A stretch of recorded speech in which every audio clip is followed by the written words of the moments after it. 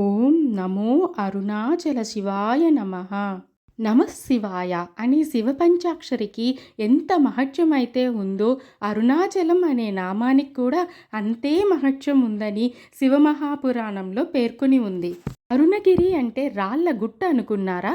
కాదు, సాక్షాత్తు ఆ పరమేశ్వరుడే అరుణగిరిగా వెలిసి ఉన్నాడు.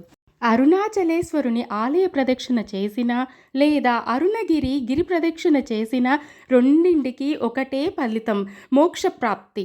కార్తీక మాసంలో కృతికా నక్షత్రం నాడున అరుణాచలంలో దీపోత్సవం చేస్తారు. అది ఎందుకు చేస్తారో తెలుసా? పూర్వం బ్రహ్మ విష్ణువులకు ఘోర వాగ్వివాదం జరిగింది, ఎవరు గొప్ప అంటే ఎవరు గొప్ప అని.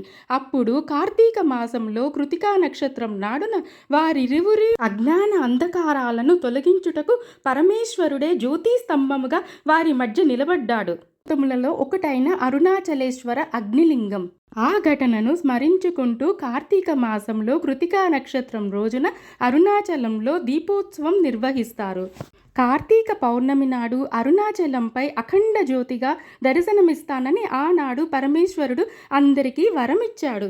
అందుకే అరుణగిరిపై వెలిగే దివ్య జ్యోతి దర్శనం అందరికీ పుణ్యఫలం. ఆ జ్యోతిని దర్శించుకుంటే అజ్ఞాన అంధకారం తొలగిపోయి జ్ఞానం కలుగుతుందని అందరి నమ్మకం. కార్తీక పౌర్ణమి నాడు అందరం దివ్య జ్యోతిగా వెలిగే పరమేశ్వరుణ్ణి దర్శిద్దాం. అలా కుదరకపోతే మన హృదయాన్నే అరుణాచలంగా భావిస్తూ ఆ అద్వైత జ్ఞానాన్ని జ్యోతిలా వెలిగించుకుందాం. ఓం నమో అరుణాచల శివాయ నమః.